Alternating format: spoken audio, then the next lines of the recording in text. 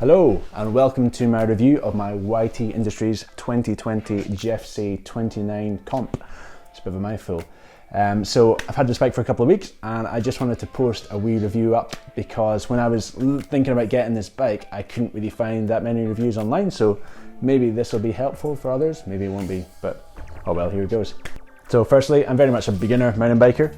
Had a couple of bikes before this but nothing particularly fancy, so this is probably my first proper bike. Secondly, dealing with YT, had no issues with them, pretty smooth transaction, so thumbs up to them. Number three, putting the bike together was super simple. It comes with all the tools that you need. I think it only took me like an hour and a half to pop together. There's a wee unboxing video you can watch here if you want. How does it ride? That's the important thing. So uphill, I thought it handled really well. You could feel like the power transfer when you're pedaling, like it felt super clear. And some bikes I've ridden, when you're pedaling it feels like you're wasting a lot of energy, but with this bike every pedal stroke seems to count. Despite the 150mm rear suspension, it doesn't seem to bounce that much, especially when you're sitting down. And the suspension's got a lockout, but I found myself not using that very much just because it climbs so well without the lockout engaged. And it's got a pretty steep seat tube angle, which I think probably helps a little bit. But how does it descend? Yes, that's the important bit. Yeah, so downhill, I think it feels like a super fun bike. It's kind of encourages me to bounce about and unweight the bike a little bit and try and pop over things, which is something I probably wouldn't do on my old bike. It feels fast. Well, it is fast. I've only been out for a couple of pretty mellow rides, but I seem to be setting Strava PBs in some of the down segments when I feel like I'm not moving that fast, so it must be a fast bike, which is, I think, probably because of the 29-inch wheels. My last bike was 27.5, so maybe that's why. Maybe I'm getting better, who knows.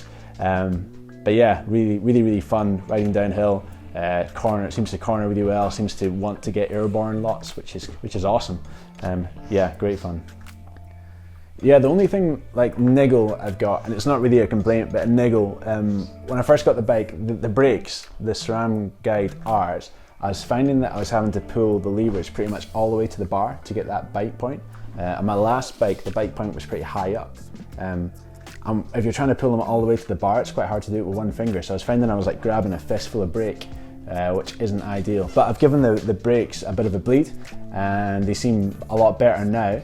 But they're still don't have a super high bite point. You have to pull the brake quite close to the bar to get like a full lock. I don't know if that's normal or not. Maybe that's normal, my last bike wasn't normal.